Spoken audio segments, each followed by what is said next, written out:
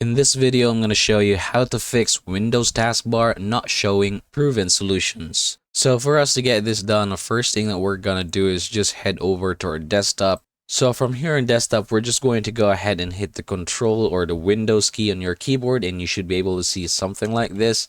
Now, what you're going to do is type taskbar here, and then it should open something like this.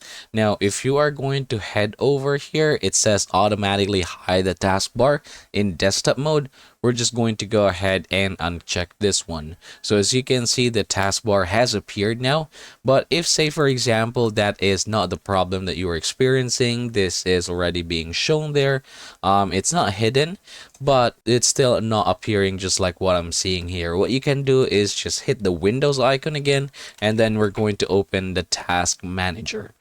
Now here in the Task Manager, I want you to head over to the Windows processes. This is background, so I'm going to scroll down and you should be able to see the Windows processes here. Now I want you to scroll down again and look for something called Windows Explorer.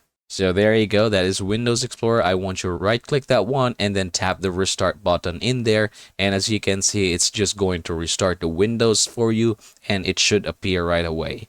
So yeah, that is the only thing that you're going to do. It's very simple and I hope this video helps you out.